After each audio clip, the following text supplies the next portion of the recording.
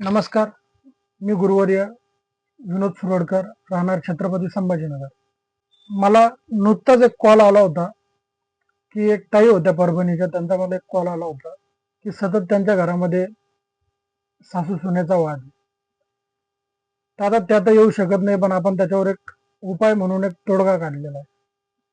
तर तुम्हाला सांगतो, असे काही तुमचे सुद्धा तुमच्या सासू सुनाचं सुद्धा जमत नसेल किंवा नवरा बायकोत काही वाद असतील, तर तुम्हाला एक नारळ घ्यायचा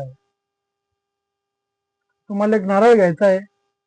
नारळ सोलाचा नाहीये. अच्छा. डोळे असतात सर, डोळे असतात, त्या डोळ्यांना हळद कुकू लावून घ्यायची. हळद कुकू लावून घ्यायची. हळद कुकू लावल्याच्या नंतर दोन लिंब घ्यायचे. दोन लिंब कट करून 6 लवंग लावायचे आहेत. 6 लवंग लावल्याच्या नंतर त्याच्यावर कापूर ठेवून जाळायचा आहे. कापूर ठेवून जाळल्याच्या नंतर आपल्या मनामध्ये आपल्या सासूचं, ज्या टायमिंगला आपण ही प्रक्रिया करतोय त्या टायमिंगला आपण आपल्या सासूचं किंवा आपल्या नवऱ्याचं नाव घेऊन आपल्याला ही प्रक्रिया करायची आहे.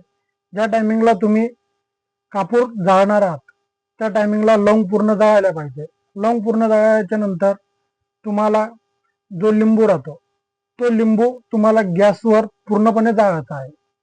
ज्या टायमिंगला पूर्णपणे लिंबू हा जळाला आणि लिंबू जळून फुटला, तर समजून घ्यायचं की तुमची सासू याच्यानंतर तुमच्या सोबत कधीही वाद घालणार नाहीये.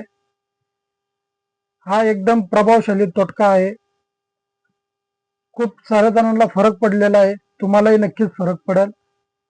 जय जगदंब. धन्यवाद.